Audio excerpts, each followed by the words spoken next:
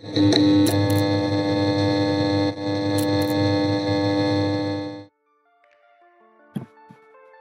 people, welcome back to another Murderous podcast. As you see, the lady, everybody's auntie, everybody's black auntie, I should say, is not sitting in the middle. She is recording her first podcast that she's doing. I will let her dig into the details of that next week. I'm sure she'll have a lot she wants to say.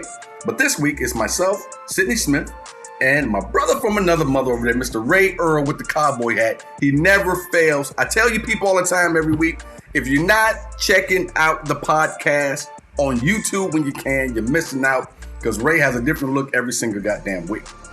Ray Earl, what's good, man? Well, you know, I guess since August isn't here, I guess I'll be the auntie today. Okay, how you doing? Right. That'll work. That'll work. Okay. All right, so hello everyone out there. I should have said this, but welcome back to the True Crime Comedy Podcast, Murders Podcast. I am your host, Sidney Smith. Again, August could not be here with us this week, but I am with my brother from another, Ray Earl. Thank you guys so much for joining us.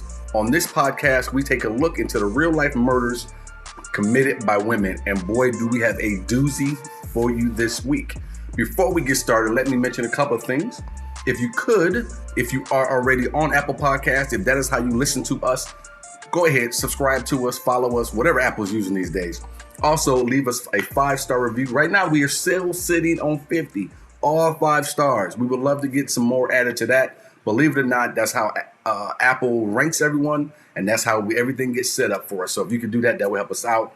And leave us a great review as well. So a 5-star rating, I should say, and a great review. If you hate the show, I get it, because we're not going to be for everybody. Still tell a friend how much you hate the show, because that's the best way for us to spread around, is word of mouth. We would just love it. Any publicity is good publicity. Any. Also, go ahead and join our Patreon by going to SidneySmithCreative.com and clicking the Patreon. It's going to be CRE8TIV.com. Again, click Patreon. You can join for $1 or $50, whatever to your liking. You can do that and help us keep the lights on, keep this thing rocking and rolling. You guys can help out with that. Also, you can go get some of our gear, like the Hawaii t-shirt. If you're a longtime Murderous Podcast listener, you know where this comes from.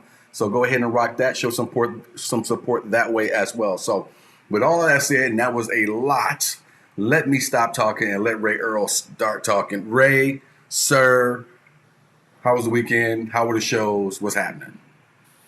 The shows were good this weekend. You know, I did a backyard show at someone's birthday party out in Mesa, and the amount of Caucasians back there really scared me. Okay, I'm talking about backwards baseball caps, lifted pickup trucks, lifted SUVs. I'm talking about a lot of white, strong Republican energy. And I got scared. Okay, I was nervous. Okay, I went in with my best cowboy hat and my Bigfoot t-shirt, my NASCAR t-shirt that I got from the Walmarts to just try and fit in, you know. And I was like, I told Gene, am I coming up heterosexual? No, but, you know, I did my best. It was a good show, though. It was a good show. Just for the record, if you have to, and this goes for anyone out there, if you have to ask if you're coming off blank, good chance you're not coming off whatever is in blank. So if you're asking if you're coming off, you probably are not. You mean I can't pull off heterosexual? Okay. You mean that's not working for me? Huh? Go ahead. What if I did this? Okay. No. You look like you're missing your show. Okay, I'm trying to give you my best Teddy Pendergrass right now. Okay, turn off the lights. Okay. Here's the important thing. According to our conversation we had last week, there are a lot of dudes that we assume are heterosexual who would enjoy this look that you have right now anyway. Oh yes. So, yes, they would. Speaking of which, Ray, I didn't get a chance to ask you after. For people out there, we normally do a pre-show and post-show before and after the show. I meant to ask you last week, and I meant to ask you during this week, and I didn't get a chance. So this isn't me trying to throw a curveball at you. Hell, we didn't even talk about this during the pre-show today. Did I offend you when I asked you last week about hetero men who come off, who are on the down low and things like that? I don't know if you recall me asking you about having those conversations with men who say that they're straight, but then they're actually on the down low. I don't know if I offended last week by asking you about that. Oh God, no. It's the only way you can ever offend me is if you call me a fat bitch. Okay, that's the only time I have ever been offended. Ever. Okay, in my 41 years. Okay, that's the only time when I'm gonna ever nuck if you buck. Okay, or whatever. Okay. That shit woke me up. That on my Alexa, I have it set for alarms, and when I say, "Hey Alexa, turn off," it gives the weather, and then it'll play a song to get me going. And it was "Nut When You Buck." Oh, that's my go-to right there. Okay, that's my new stage entrance song. Okay. See, so I made the mistake of saying her name. Alexa, stop. No, whatever. Well, she gonna turn mine on too. Is that what you're trying to do? You just trying to? No, I try to turn mine off, man. But yeah, play "Nut When You Buck," and I was like, "Oh, all right." I woke up and started knucking bucket at 6 a.m. in the morning, so it was good. My cousin used to play that when we were riding down Woodward Avenue going down to Detroit. Okay, and then she would stop at that one liquor store. Okay, and that's when she had the 1998 GMC Jimmy that came with a little cooler. So then she would stop and get her a bag of ice. Then we would get some Bombay Blue Sapphire and some lemonade, make a cocktail as we ran around down Belle Isle. Okay, now that was our Freaknik. Okay, before that we got a chance to go to Freaknik. Okay. Belle Isle, you taking me back. For people out there who don't know, Ray is also from Detroit, such as myself. So we have some spots there that I'll say or he'll say. We're like, oh, I know about that shit. And Belle Isle and cruising up and down Woodward, and oh man, that was some good times back when that shit was fun. Back when that shit was fun. We was looking for some niggas in 1999. Okay. Yeah, heterosexual. That's what you sound like. Heterosexual. You said you wanted to talk about Freaknik.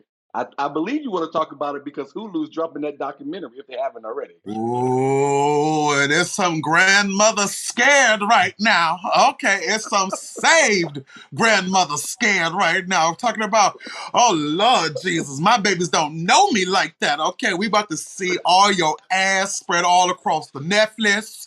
Okay, all across the 32-inch and the 64-inch TVs. Okay. I'm about to go buy a new now, TV. I ain't never been to the Freaknik because I was way too young. Okay. Yeah. But I just developed my camera from my prom over 23 years ago. Okay. And we kind of close. Why are you just developing it now? Well, it was one of the things, I was cleaning up my mom's house and then they sent me all these boxes or whatever. And, we had all these disposable cameras or whatever. So I went and I had 10 cameras that I took to CVS and developed. Okay. I know they were looking at you like, what the hell's going on, man? First of all, I had a camera that said Perry Drugs on it. Do you know how old that is? Holy shit. Perry Drugs. When they shut all the Perry Drugs down? They turned them all into Rite Aids. Okay, back in like 93. Okay. I'm gonna say we were kids when them fucking Perry Drugs went away. My aunt was still driving her 87 Sable. Okay, when they turned that Perry's into a Rite Aid. Okay. Everything you say takes me back. When you talked about the Jimmy, now you talked about Perry Drugs. Again, sorry folks, a little inside stuff between two people from Detroit. If you're from Detroit or the Michigan area, you know exactly what in fact, I know because I look every week to see what regions of the world, because everyone in the world listens to this podcast. And we do have some folks in Michigan to listen to it. So they'll get what we're talking about. But Perry Drugs, oh yeah, they know exactly what I'm saying. When the last time you seen somebody pushing a Sable? I've been all over OfferUp and eBay and everything because I still want me an 86 Mercury Sable LS. Okay, I do. Okay. What? Well, that was a revolutionary car for Ford back in 86. It saved them from a bankruptcy. Okay. So, it was that jelly bean car that saved them. Well, why don't you get a K car that saved fucking Chrysler for going out of business? I didn't like all that boxy, cheap looking shit. Okay, I like a mid-sized family sedan. Okay. A Sable, you had to have a little bit of money back in 86. Okay. Well, you did. Only older folks who had a little brain in their pocket drove those cars. You can't argue with a Sable or any of those cars made by off that line, because those suckers roll smooth. Oh yes, Real yes. smooth. I remember my other aunt had the Ford Taurus. Okay, and I'm gonna take you back. So my mom and my aunts and I, we were driving around. You know, we had went to Farmer Jack's up in Pontiac. Okay. Oh shit, Farmer And Jack. I know. I'm taking you way back. I'm taking you way back. And so my mom had these. You remember those dolphin kissing earrings or whatever, the gold ones, where it was the two dolphins, and then it was kissing. Yeah. So my mom had dropped one. Okay, and she thought the bitch had stole it. Okay, so my aunt was flying around Pontiac trying to stalk the bitch to get the earrings back. Come to find out, my mom had dropped the earring in front of the house. Okay. And that was the last time she wore the earrings. Who was the person she thought stole it? Did they know who this person was? She just saw some other woman wearing the kissing dolphin, thinking that she was the only one who had the kissing dolphin earrings. Okay. Your auntie sound like Big Worm from Friday. Oh, now I'm gonna tell you something about Elsie. Okay. Whenever you get around her and there's some drama going on, if she carrying her purse real tight, pistol. She a pistol, because back in 73, there was this girl who was trying to get after her husband at the time, okay? So my aunt and her sister got into her sister's car and they drove around to my uncle's house and the girl was following them behind, okay?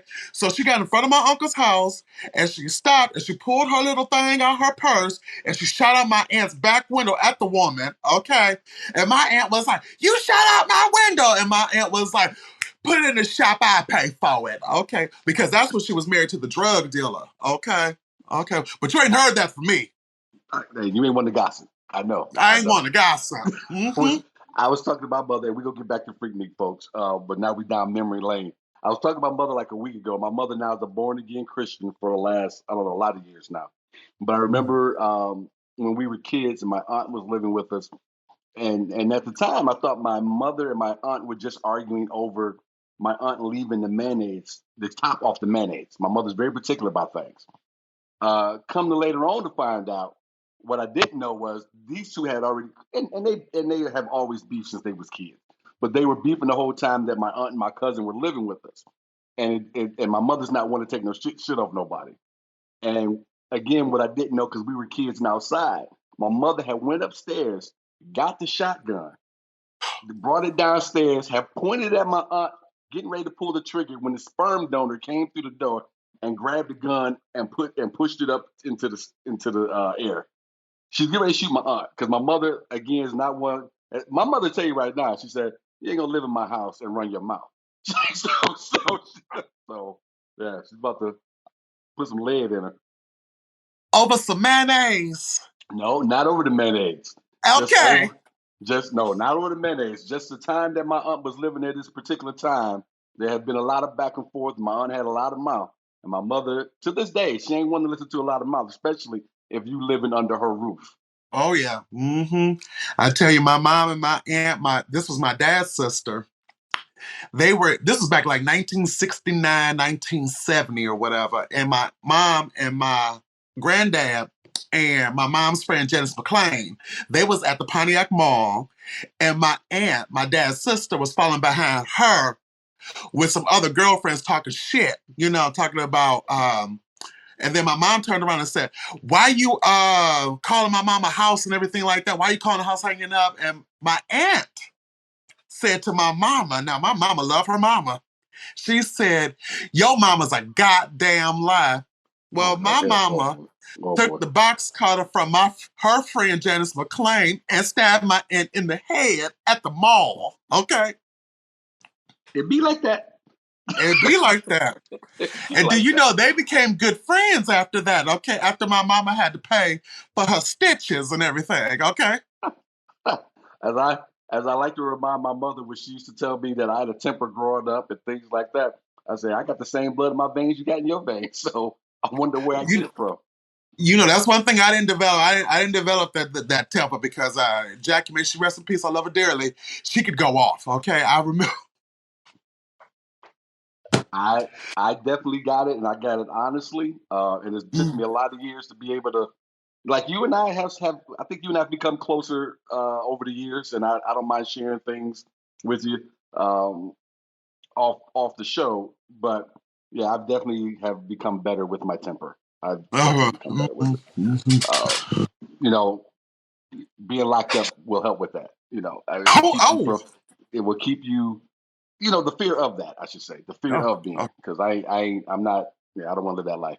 Um, you were talking about the Freaknik, and I was glad you said you wanted to talk about it because in the news, I think there's 4 or 5 women who have tried to keep this this documentary, and there's a couple of them I believe are judges or like prominent people have tried to keep this Freaknik documentary from being dropped. And I think it was Dale Hughley might have been talking about it, who said, if you are out there telling people you don't want people to see it, now people really want to fucking see it, especially if they know you. Now they're looking for you in this documentary. I think I was listening to him on Vlad TV talking about there was a girl that he was really had a crush on back then, and he ended up seeing her with 2 guys at the same time. And, Oh, and he said at one point she saw him and she's like, "Hey, how you doing?" And I'm sorry for our podcast listeners, she wiped her mouth and said, "Hey, how you doing?" So I'm like, "Oh, why did I miss this party?" oh, we was too young and too saved then. Okay. My mother would have had a fit if she heard anything about me being at the Freaknik. She would have had a fit. Absolutely would have had a fit. Oh, that judge is sitting on someone's bench right now going, please. There's a bunch of people probably going, please, if you don't play it. Don't play. There's a child right now who just saw their mama twerking on a Chevy Blazer right now. Okay. Going, is that my mama? Is that my mama? Yes. Well, this is well, you know who's at the Freaknik? All of the rap video hoes Oh yeah. who thought they could just keep their kids away from the rap videos. Now they Oh got a yeah. whole documentary and you in it. No, good luck with that. Good With the luck. mushroom haircut. Okay, talking about Good no. luck. So we're gonna get into the story here. I did want to say this real quick. People out there who have children, the world is not your babysitter. All right. So if you could just keep an eye on your children when you decide to take them out the house, that would be great. When I'm out and about, I don't have any kids around. It's just me and my wife, just trying to have a good time, enjoy our day. I don't need your kid running off in my path and standing in the way. I don't need you yelling at this child. I don't need you, none of that. Take care of your kids or put them on a leash. I used to be against people putting kids on leashes. Now I'm for it. I'm a person who used to be a Democrat and turned into a Republican. I've changed platforms over here. Put them kids on leashes. Get all those Fuck people out. them kids, okay? And I'm the Not first one to, well, okay? Ray said it. Ray said it. I second it though. Oh, don't be bringing those crotch goblins around me. I can love your kid from afar, okay? I'll be like, your kid is cute, but keep it over there, okay? I don't have time for it. I don't have the energy for no. I'm 41. Okay, this is midlife right now. Okay, I don't want your little running kid coming over here playing with. No, please keep your kids. That reminds me. Did you hear about the guy on the airplane who went off on the baby that was crying? I said that clip, man. That was my hero last week. My man was good. What did he say? He said, I need you to The lower baby your crying. voice. Did you ask that motherfucker why he ain't? He said, did that motherfucker pay extra? Yeah, did that motherfucker pay extra? Somebody Now floating around and trying to. I get why he was upset, but I was like, oh, this motherfucker done had it, okay? I have wanted to do that so many times on a flight. That's why I gave that dude so much love. For anyone who's listening, who listens to the Now That's Debatable podcast, I threw that up in the group last week because it was so on point. And when he told the dude who turned around, who was trying to say something to him, like calm down, and told him, "You shut the fuck up too."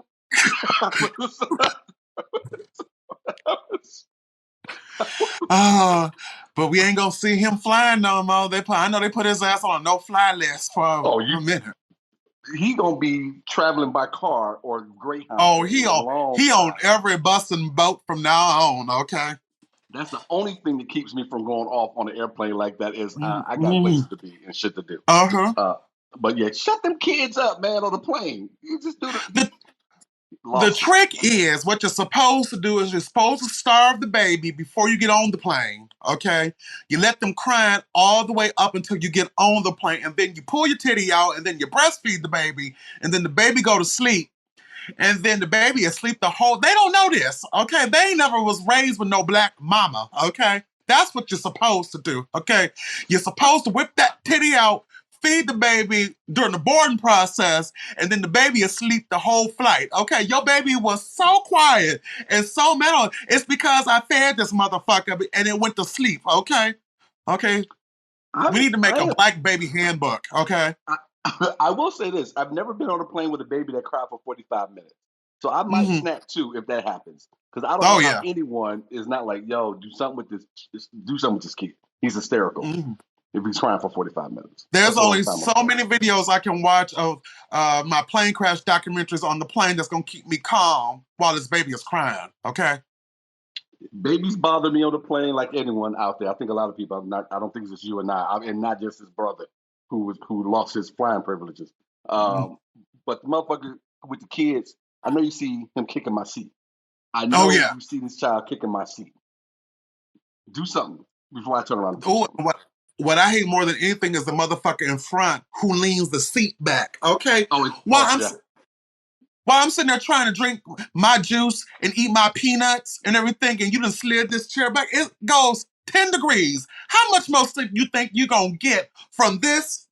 Wait a minute. From this to this. How much more sleep you going to get from this to this? Okay, sorry, Ray, seriously. That was me, Ray. Sorry, that was me. I try to recline that motherfucker as soon as they let me.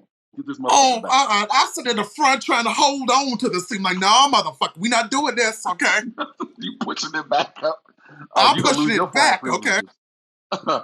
All right. Well, thank you guys again for listening to Murder's Podcast. All the shit I said before still applies. Thank you guys for listening via podcast, and thank you folks who've been watching us on YouTube. We appreciate both groups. All right, let me jump into the story. It is my turn this week. Phoenix. Investigators had identified a body found in a burning garbage container early Wednesday morning. Fire crews were called out to the Covenant of Grace Church at 9th and Peoria Avenues at 5 a.m. to deal with a garbage can that was burning in the back parking lot. As they were dousing the flames, firefighters spotted a badly charred body stuffed inside the garbage can. So far, the investigators only say the victim is a 46-year-old male. That's the only thing that they would tell people at that point. There is the possibility that the body had been dismembered. Possibility now. The police, however, have not yet confirmed that at the time. Church officials are stunned by the gruesome discovery made on their ground. It's upsetting to us, said Pastor Leonard Griffin. We are sad for the family of the victim. We have no idea who the person was or what the situation was. We're here as the lighthouse for the community to try to help spread the peace of God here. We just hope we can take this tragedy and try to turn it into something positive and good for the community. Just like a pastor to say some shit that doesn't even make sense. How on the hell would you take the burning body and turn that into a positive thing for the community? You got something ready? Please, no. When was this? What month was this? What year? 2009. And what month? What month? I want to say it's August, if I'm remembering. Ooh, you know that was a hot, funky, fried body. Okay, if it was August in Phoenix, you know that shit was burning all over the city.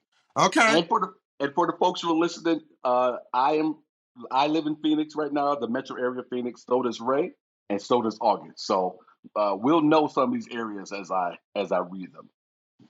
According to church officials, there was an event last night. So there had been an event the night before at about 9:30, but everybody who was there had been accounted for. So all those folks were safe.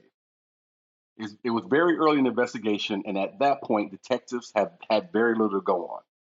They weren't even sure how long the body might have been in the garbage container.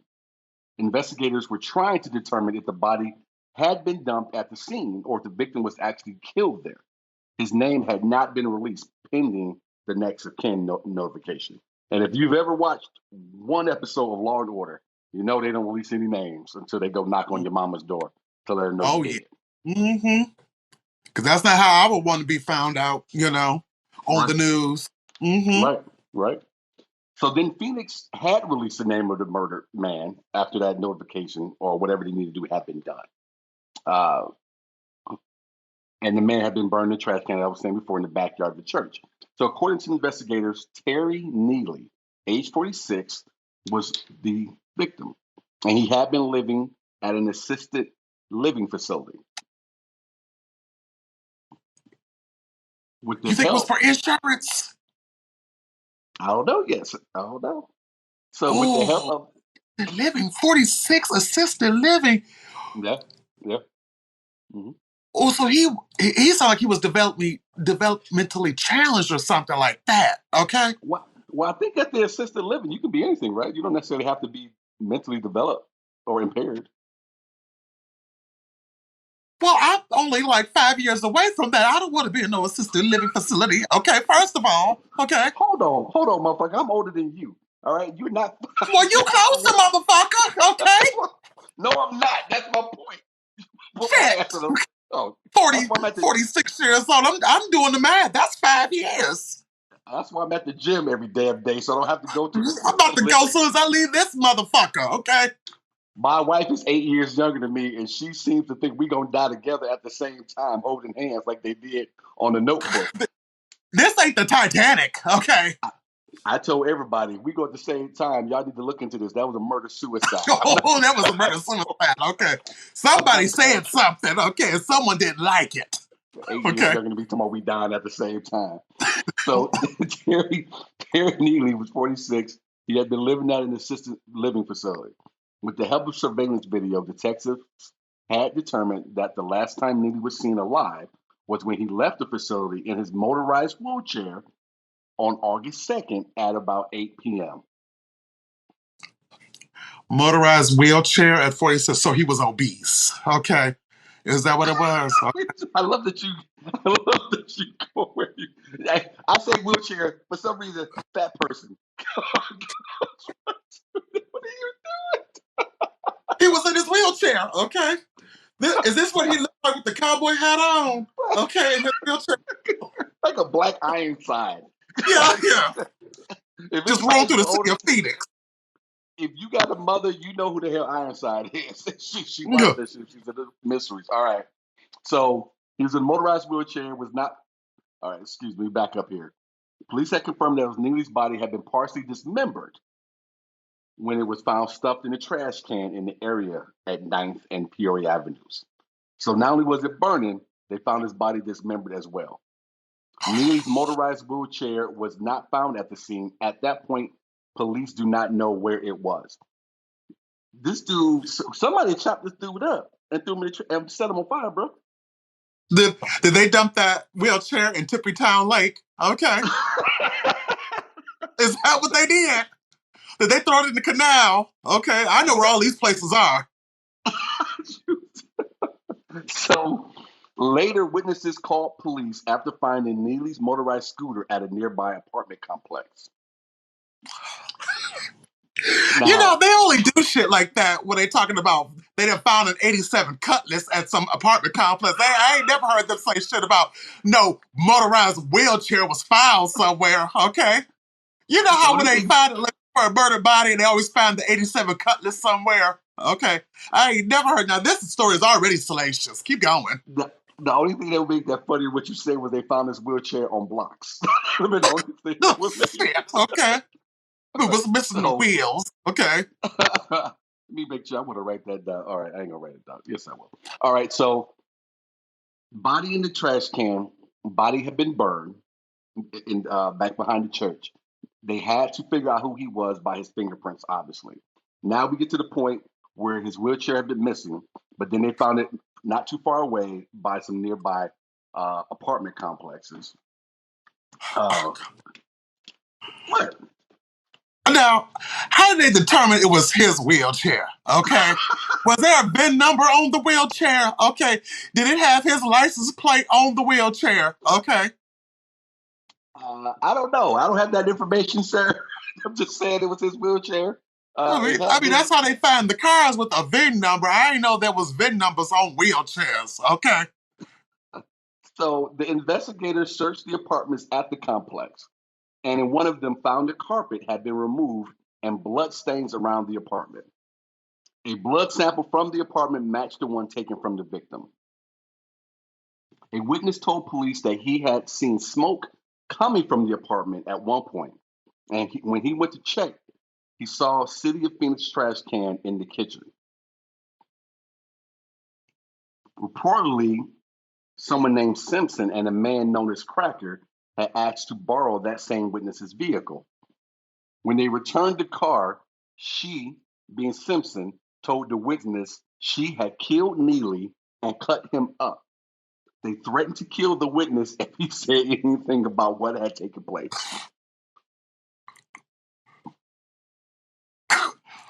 Yes, sir. Yes, sir. So she going around asking to borrow the car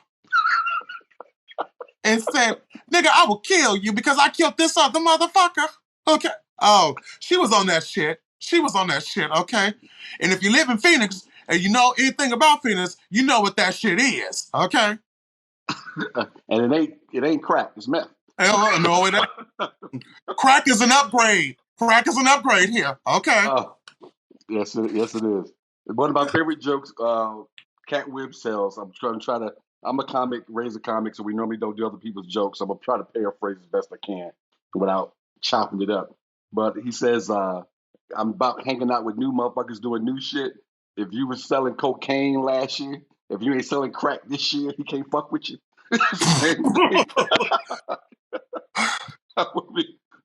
So Phoenix police say they had made an arrest in the brutal murder of that man, whose body had been dismembered and stuffed in a trash can that was set on fire. The investigators say the murderess was Angela Simpson, age 33. She was behind the killing of Terry Neely, whose body had been found on August 5th. For 2 weeks, Phoenix police pieced together clues in the gruesome murder mystery after finding that man's body burning in the trash. On August 18th, they announced the arrest of the person who they believed was the killer. According to court documents, Simpson lured Terry to a vacant apartment on the 9600 block of North 12th Avenue for sex. When she got him inside, Simpson turned violent. She was accused of hitting Neely with a tire iron and stabbing him at least 50 times with multiple knives. His body was found with a coaxial cable wrapped around his neck and a 3-inch nail pounded into his head with a hammer. What did he do to her? Okay. What did he do to her? Love your reactions. We gonna get there. But when I first heard about this story, I was like, whoa, I got it. This is the one I kept saying, I gotta do this. And I hope you guys hadn't heard it. Because I hadn't heard it, even though we live here. I was living here at that time. This is some crazy shit right here. Yeah. I was not. I heard of all these things being done to one person this, one person that, but not all of these things to one person. And the nail in the head, the 3-inch nail in the head was the icing on the cake. Now you know that wasn't no rent. That was no. Okay. Nigga, I want you dead and I want you dead now. Okay. When you go to Home Depot getting supplies, hammers and nails, okay, you trying to oof. Wait till you hear this next piece. According to police, Simpson, now 36, had lured Neely down there. Once there, she had tortured, killed, dismembered him. Simpson made Neely, who was confined to a wheelchair, watch in a mirror as she beat him, stabbed him, and pulled out his teeth. The torture went on for 3 days. 3 days, bro, of this. Oh, I think I know this chick. Oh, I've seen video. Okay, I know who this is. Okay, she light skinned, isn't she? She's lighter than you and I. Okay, I think I've heard of this story. Oh yeah, this bitch was real crazy. Okay, crazy. According to the autopsy results, Neely sustained multiple blunt force head injuries. Some thought a tire iron had been used, so that's where that kind of came from. And it only got worse because she actually hammered. Again, we talked about it before, just a minute ago, but she hammered the 3-inch nail into his brain. Neely's arms and legs were also removed from his torso before he was dumped into the trash. So again, as I spoke about before, folks, when they found his body, once they cleared it all and got a real good look, they could see that he had been dismembered. So here they're talking about arms, legs, been removed from the torso, and he was dumped in the trash and left there. Again, 9th Avenue and Peoria Avenue for people who live in Phoenix. So we're gonna get to the part here where there's some more things being described, some more things being broken down that the cops are dealing with. But then there are some interviews that she had done, Angela Simpson had done with 3TV. So she says, "I beat him to death. I killed him and cut him up," Simpson told 3TV in a jailhouse interview shortly after her arrest in 2009. The day she was sentenced, Simpson said she would have preferred to have kept Neely alive and tortured him for a week. That's what she had told them during the interview. She didn't tell the judge that. That's what she told the folks who were interviewing her. Go ahead, Ray. You like you gonna say something?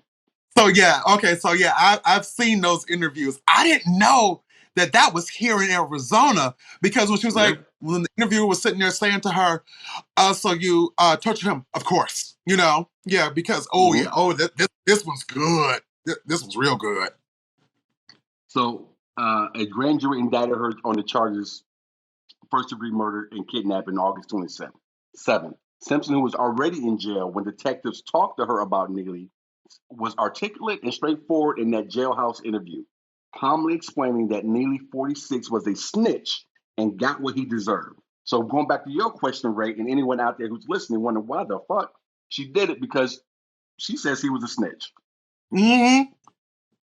She said that while she was kind of relieved when police arrested her, she also had one regret, and it was not killing Neely. She said, "I'm a little upset that I won't be able to, kill more snitches, but I have no remorse about killing him," she said, after coldly explaining what she did to the wheelchair-bound man, all the while making him watch in that mirror. What did he snitch on? So so when I was doing my research, which I will break down the sourcing of the story for you guys later, there were some things she said that she kept saying he was just a snitch and that he had been running his mouth to her about being a snitch. But she never really got into any details about now was he turning in? Was he turning in drug dealers, or did he find out someone stole somebody else's sandwich? I mean, what is the level of snitchery that's gonna get you tortured with a nail in your head and burnt on? Now, she just sounds crazy. Okay, now she sounds crazy, because I've seen the interview. Now, she sounded crazy, but I want to know the level of snitchery that's gonna cause me to get a nail in my head, just in case, somebody come up on me, want to kill me. I was like, bitch, I ain't turned no drug dealers in. I just said someone stole my sandwich, okay? Well, I want you to hang on to that question, because I do want to go into that, because I would love for the folks who are listening to reach out to us. You guys can go to murderesspodcast.com and send us a message there about what you're hearing today. I would love to hear what your thoughts are too, but hang on to that, because I do want to talk about that towards the end. Mm-hmm. She said, "I'm a little upset that I won't be able to, kill more snitches, but I have no remorse about killing him," after Cole explaining what she did to the wheelchair-bound man, all the while making him watch in the mirror. "He needed to see what he deserved," she said when asked why she made him watch. Simpson pled guilty to first-degree murder. She was also charged with kidnapping and abandonment of the body. When 3TV's reporter asked her in 2009 why she killed him, the answer to Simpson seemed simple. "I don't want my children or the people I consider family to be in a place where there are snitches," she said. Simpson also implied that Neely was not her first victim. She said, "I believe informants and child molesters should be killed, period," she said. In a jailhouse interview the day of her sentencing, Simpson said her earlier implications that she had killed before were false. So that's what she says also when I watched the interview, that, she had never killed before, even though she was trying to play it up that she had done it before. Anything? Now, they charged her with abandonment of the body. Now, is she just supposed to lay there with it, okay, to get that charge dropped? I mean, how much more charges can you get? Abandonment of the body. If I'm going to kill you, I don't want to lay with you, okay? That was Jeffrey Dahmer, okay? Everyone's got their own thing. Yeah, everybody got their own thing. You know, if I'm gonna kill you, I'm not gonna keep you. Okay. I love that. As just in case you get off on the murder rap, I still got you on the abandonment of the body. I got you on the bed of the body. Okay, what's that? 37 days in prison? Okay, fine. I think between those two, there's an extra 14 years because she got 14 years, I think, on top of. So of a life sentence. That was just talk. 3 TV reporter Mike Watkins asked. Right, Simpson answered. But she also said she regretted not killing a second victim, an alleged armed robber. She said, "I just didn't have time. I had to go somewhere." She said, "I should have killed him when I had to go." Watkins went on to ask Simpson how she felt about spending the rest of her life in prison. She said, "I've got a lot of family in prison. I'm okay with that," she answered. "I'm okay with that. I've got many sisters in prison. I can't wait to see them. It's really not that much of a punishment to be sentenced to spend my life with family." Simpson went on. I'm sorry, go ahead. You going to say something? I mean, I love my family, but I'll come visit you across the glass. Okay, I may throw $10 on your butts, huh? And not real, and they're not real family. They're just people she knew who were women she knew in there. So not blood relations, as she had went on to explain as well. She explained that she has had a history of mental illness going back to when she was 10 years old, but insisted that she does not want or expect any sympathy. She also said she believes she had deserved the death penalty, but is happy with her sentence.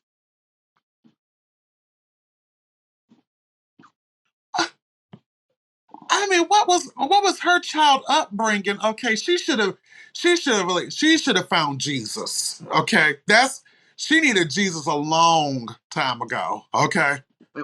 Well, he outright asked her, "Do you believe that your sentence was fair?" And she took 5, 6, 7 heartbeats and said no. And I expected her to go the other way and claim anything, innocence, anything. She said, "It's not fair because I should have got death." You know what? I'm glad they got her off the street because she's a little too close to home. Okay. You damn right you're glad, because Watkins asked her, "Will you kill again?" She said, "If the opportunity arises, I hope so." I don't want to be at my car putting my groceries in the back of my SUV and then I get killed for some shit that No, yeah. I'm glad she is where she is, okay?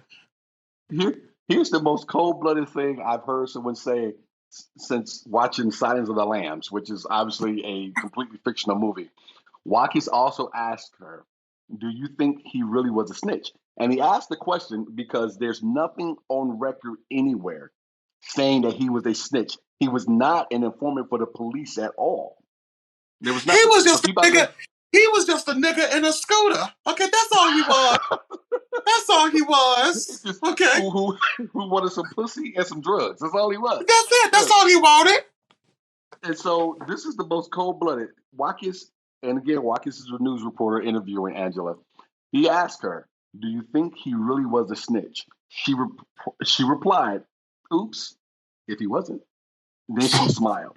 It was cold. It was cold. It was cold, man. You know what? Before she went to prison, when we know she crazy, I bet you she had some of that crazy good pussy. Okay, it was. Okay, whoever got some of it. Okay.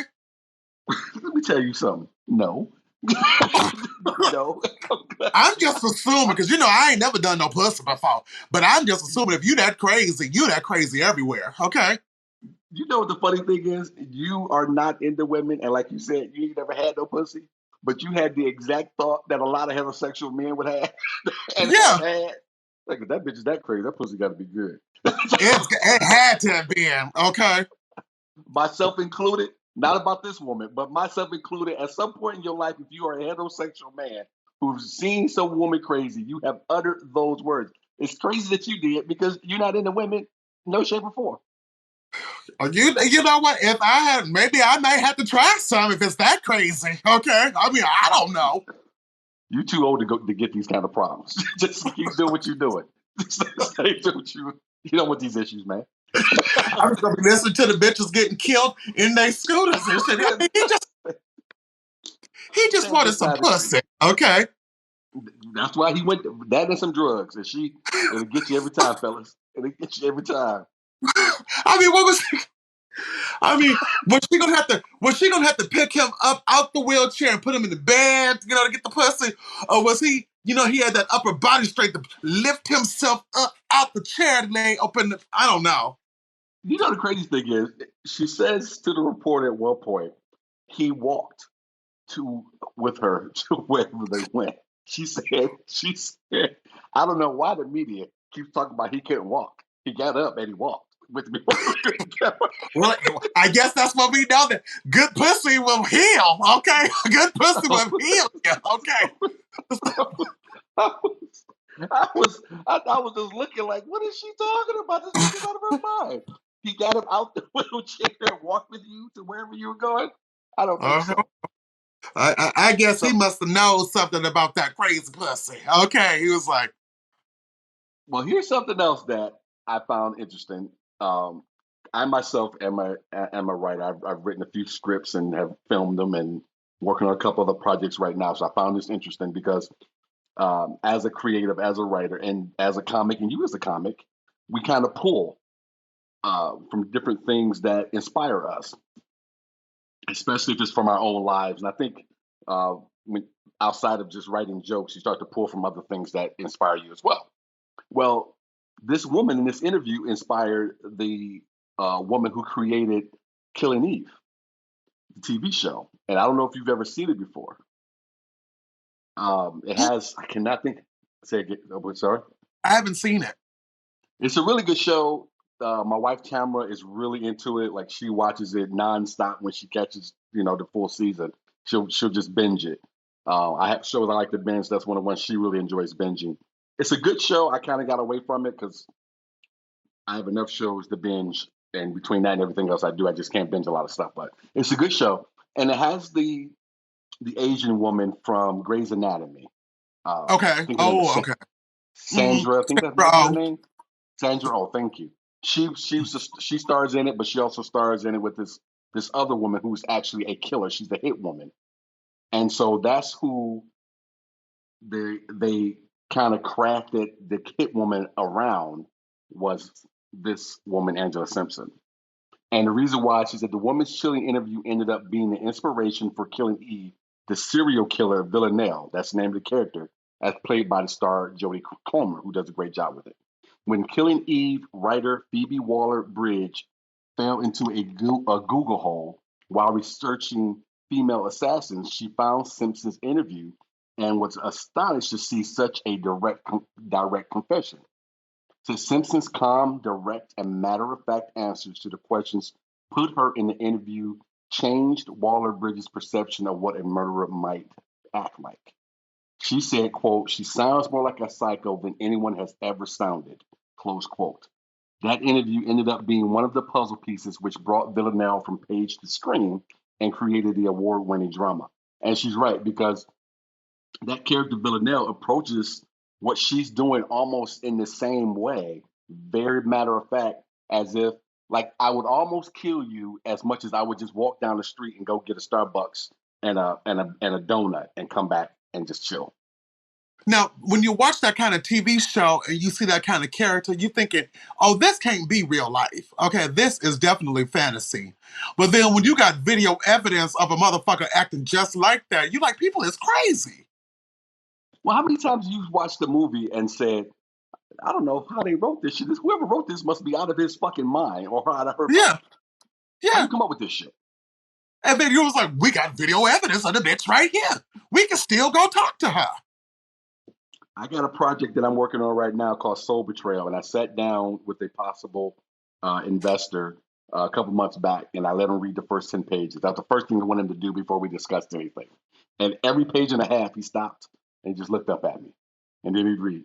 And he stopped. I think he got about halfway, and he said, "Man, what's wrong with you?" I said, "There's nothing wrong with me." And then he finished it, and then we had a 2-hour meeting. And a lot of the meeting, or some of the meeting, was him just asking about my background, which I didn't mind sharing.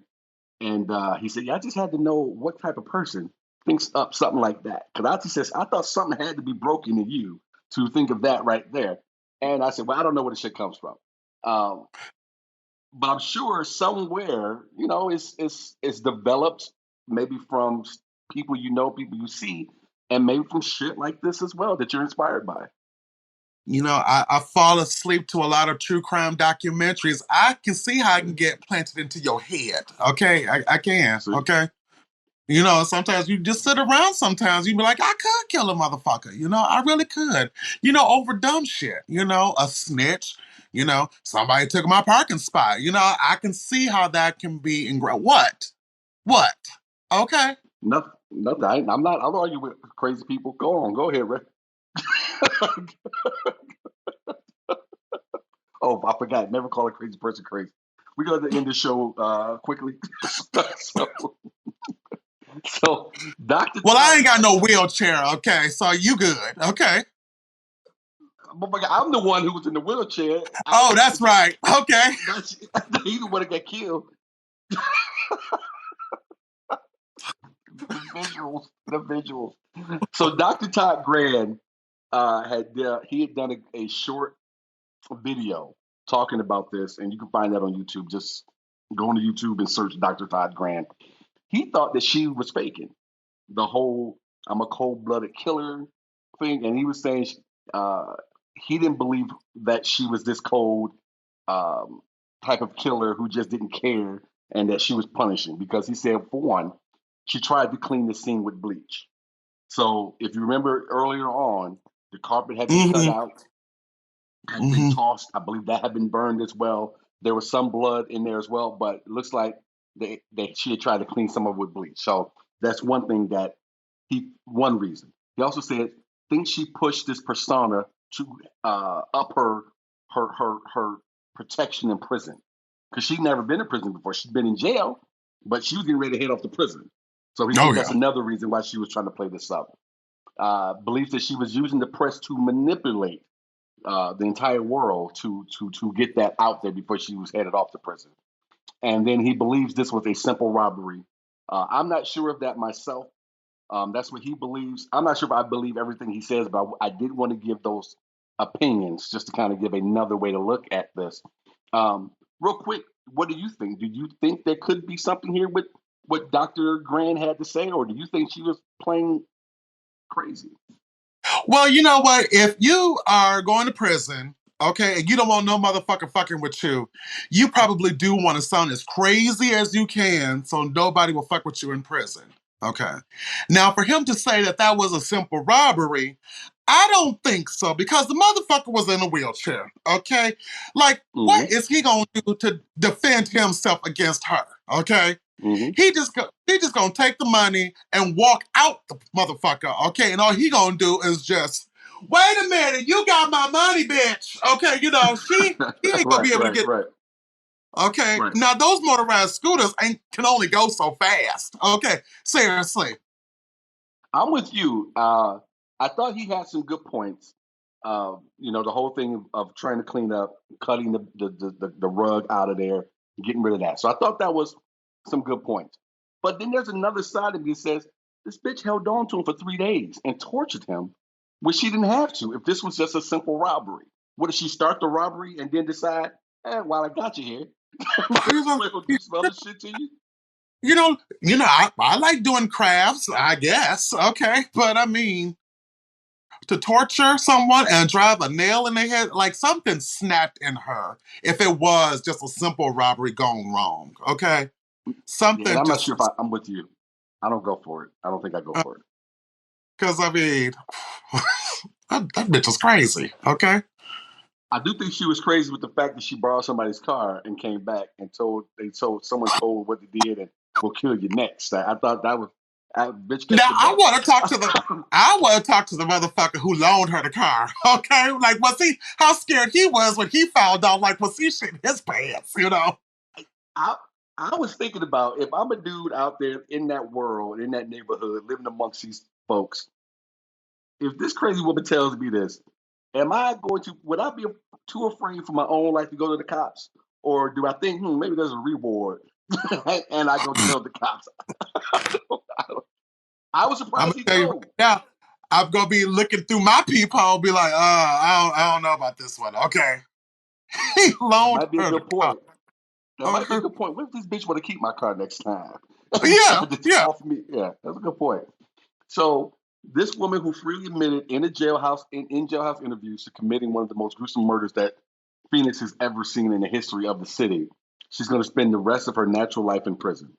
Judge Paul McCurdy sentenced Angela Simpson to natural life in prison for first degree murder plus 14 additional years on the remaining charges. The sentence of natural life means Simpson will die in prison. A defendant who is sentenced to natural life is not eligible for commutation, parole, work furlough, work release, or release from confinement on any basis. And that's how it's rated in the Arizona Revised Statutes. The section defining life and death sentences in the criminal code. Detectives called the murder of Terry Neely one of the worst crimes they've ever seen.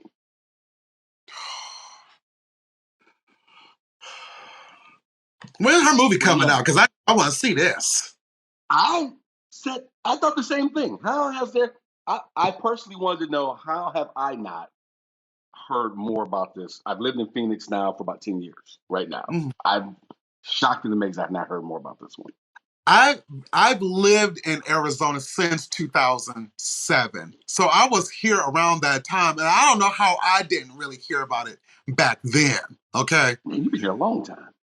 oh yeah, and this story is salacious. Okay, so I don't know how we have it. That's my favorite word. Okay, what's my I favorite love it. bitch? Salacious. Okay, what's my favorite I'm word? with you. Salacious. Okay, I'm with okay. you. All right, I got you too short.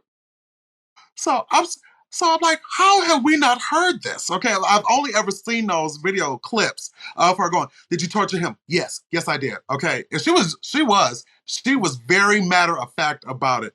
She had no heart. She had no fucks given. Okay, just None. Like I said, she could have been going to get a coffee. She would have answered the same way. You go get a coffee? I sure did. exactly like, you want to go to Starbucks or do you want to torture and dismember a motherfucker? What do you want to do today? Okay, I think I'm gonna go get a venti. Okay, I think that's what's on my plan. Okay. She did, and and when you look at the video, and for folks out there, you can go find it. Actually, let me go ahead and let you guys know where I sourced this thing.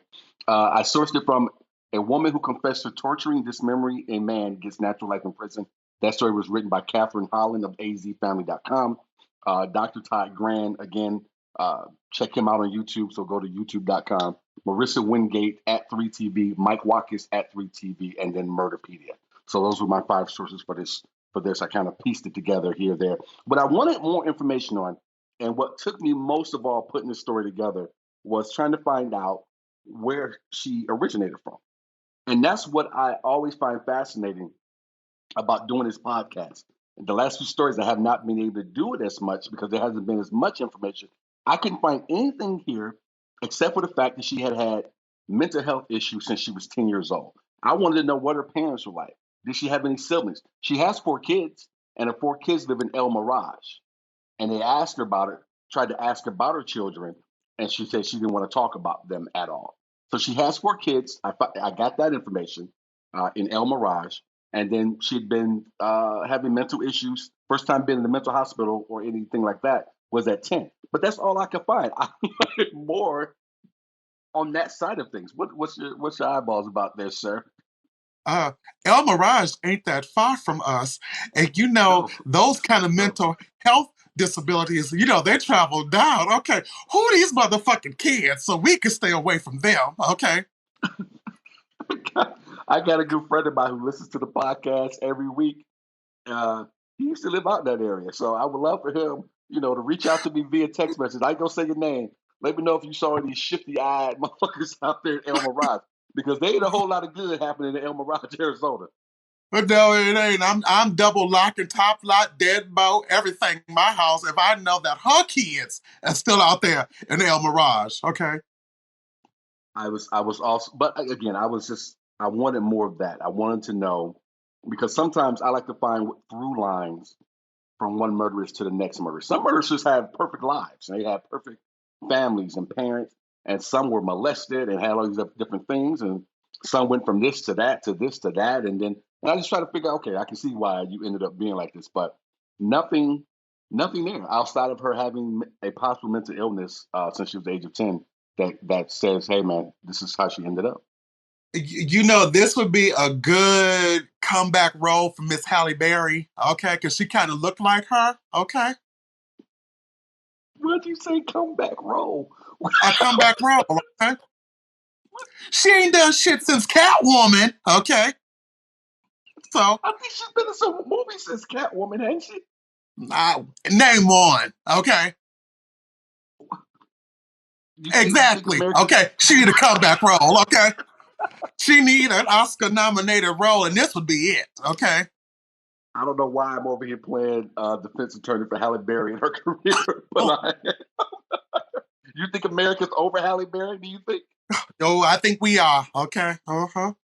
Maybe she made enough money. She's just kicking back, got her feet up. If this came across my desk as Halle Berry, I would be all over it, okay? I would be shopping this script myself, okay? I can play that murder bitch, okay? I can do it. I just pictured Halle Berry from, damn it, what was the Spike Lee movie she did when she was the fucking drug addict with Samuel Jackson on the street? Oh, God. Ooh, she could play a good drug addict, too, okay? She did. It was the movie with Wesley Snipes. Wesley Snipes was Samuel Jackson's little brother. He was dating Jungle Fever. Oh, I don't remember. It was Jungle Fever, the movie. Jungle Fever? She was a crackhead in that movie? She was Samuel Jackson's girlfriend in Jungle fucking Fever. I don't know.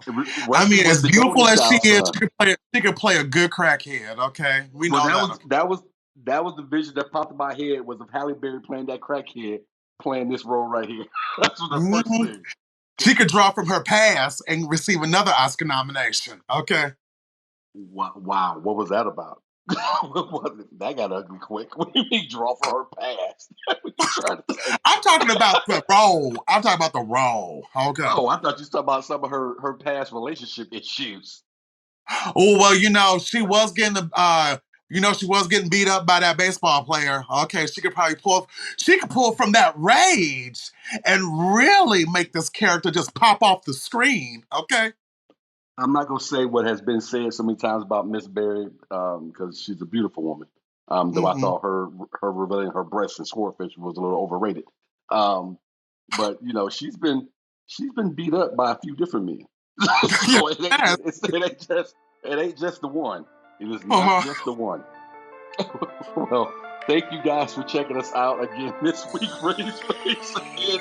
If you watch it on YouTube, you can see it. If you're not watching it on YouTube, I get it, but the faces, this dude pretending to be a black Ironside in a wheelchair, the cowboy hat with the NASCAR shirts, it all goes. Next week, we will have August O'Neal back in the center chair with us, and she will be sharing the murderess that she finds.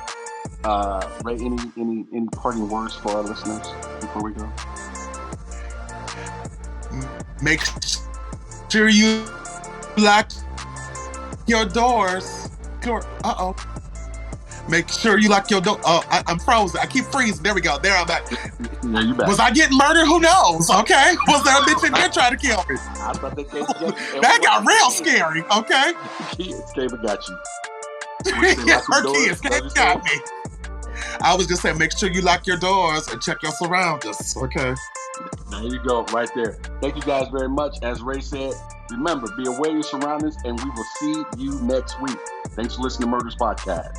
Don't forget, 5 stars, reviews, share it.